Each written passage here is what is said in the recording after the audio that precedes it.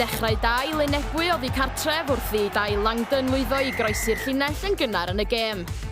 Ond Aberafan yn taro nôl yn syth ar blaen asgellwr Luke Joseph yn dangos ei gryfder gan guro'r amddiffyn a chroesi'r llinell gais.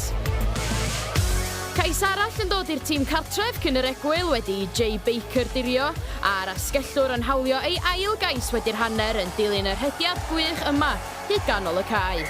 A'r fuddigoliaeth wedi ei selio roedd y tîm cartref yn dal I chwilio am un cais arall cyn y chwiban olaf mwyn hawlio'r pwynt bonws.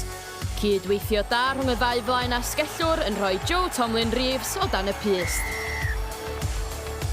Roedd Merthyr yn edrych fel y tîm cryfa o'r dechrau wrth iddyn nhw herio llan ymddyfri, pas hir I James Ho ar yr asgell, a'r prop yn hyrddio drosodd I sgorio yn y gornel.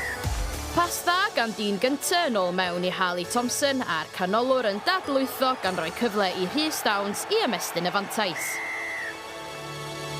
Yr un oedd y stori wedi'r egwyl, pas fer gan gyntaf a Thomas Daly yn tirio. Daeth 2 gais I lan ymddyfri cyn diwedd y gêm, a hwn gan Jack Parkinson yr asgellwr yn gais cysur i'r tîm cartref.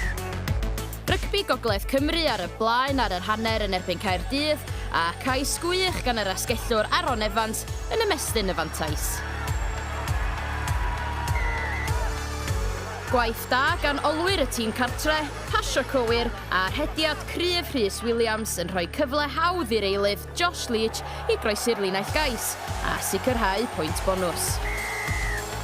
Ond un cais cysur i'r ymwelwyr cyn y chwiban ola, Lloyd Chalk yn dod o hyd I fwlch yn yr amddiffyn a Cameron Gibbon yn tirio. Cais gan Ross Coombs yn rhoi bargoed ar y blaen yn gynnar yn erbyn Bedwas, ond 4 gol gosb ar cais hwyr yma gan Pat Lewis yn golygu buddigoliaeth yn y pen draw I Bedwas oddi cartref, a bargoed yn colli ei 7fed gêm yn olynol.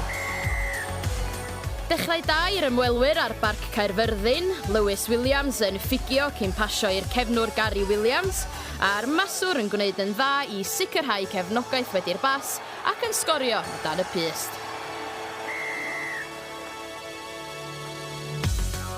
Pontypridd yn dal I bwyso yn yr ail hanner a chais gwych yn dod i'r asgellwr Cameron Lewis yn dilyn rhediad cryf a phenderfynol. Ond diffyg disgyblaeth yn arwain at 5 gol gosb I Steffan Marshall a'r gair olaf I Sean Jones efo cais yn y gornel. Gêm agos ar Barc y Scarlett a'r tîm cartref ar y blaen cyn yr egwyl yn dilyn cais cynnar gan yr wythwr Nathan Hart.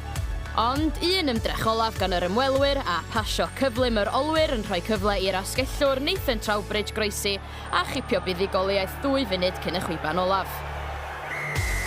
Abertawe oedd yn gobeithio cael buddigoliaeth yn erbyn cas newydd i'w codi nhw oddi ar waelod y tabl, ond roedd yr ymwelwyr yn rhy gryf a gwendid yn yr amddiffyn yn ei gwneud hi'n gais hawdd i'r asgellwr Jonathan Morris.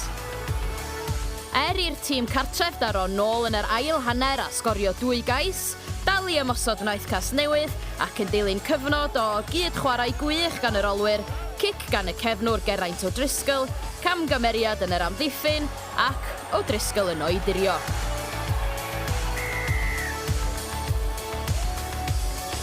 Aberafan felly yn parhau ar frig y tabl a Merthyr yn yr ail safle, Abertawe yn dal ar waelod y Gynghrair.